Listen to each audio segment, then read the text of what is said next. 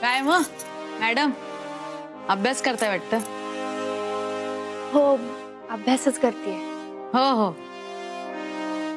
आता यांना आणि प्रसादला एवढं वाटतच आहे तर हो बाई तू डॉक्टर. आई मी खरंच मनापासून प्रयत्न करतेय.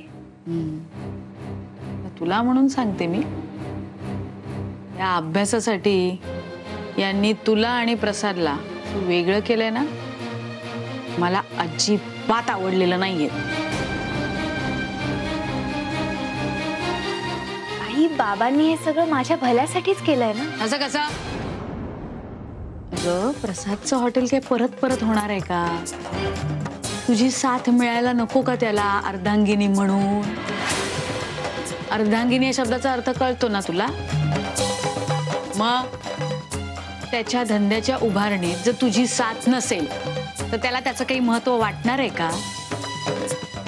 तू जर त्याला साथ दिली नाहीस ना तर तो पुढेच जाऊ शकणार नाही. आणि नुसतं अशी बोलण्यातनं साथ मिळून पुरेशी नाहीये, त्याला कृतीतनं साथ मिळायला हवी. नवरा बायको संसारात एकमेकांसाठी ज्या बारीक सारीक गोष्टी करतात ना, त्या सगळ्या आयुष्यभर लक्षात राहतात. आता हे बघ, प्रसादने जे तुझ्यासाठी काही केलं ते तू विसरू शकणार आहेस? हा?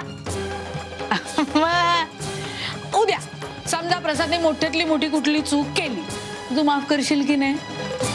तसं प्रसादला सुद्धा तुझ्यासाठी काहीतरी वाटायला पाहिजे की नाही, म्हणून तू सुद्धा प्रसादसाठी काहीतरी करायला नको का? होय की नाही? हा? हा?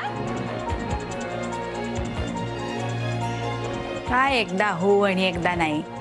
एकदा काय ते नीट ठरव काय म्हणायचंय ते. आता माझंच बघ ना, आता मी कशी यांच्या दुकानाच्या उभारणीत साफसफाई पासून ते पार उद्घाटनापर्यंत त्यांच्या सतत बरोबर होते. त्यांनी लक्षात ठेवलंय हा ते. म्हणून तर माझा एवढा राग येऊन सुद्धा मला अजून तोडत नाहीत ते. हो आई, हे खरंय. मग म्हणून मी तुला म्हणते, तू सुद्धा प्रसादचं हे जे हॉटेल आहे ना, त्याच्या उभारणीपासून ते थेट उद्घाटनापर्यंत त्याच्या बरोबर राहा. मी काय म्हणते, तू ह्याचं सुद्धा एक वेळापत्रक बनव ना.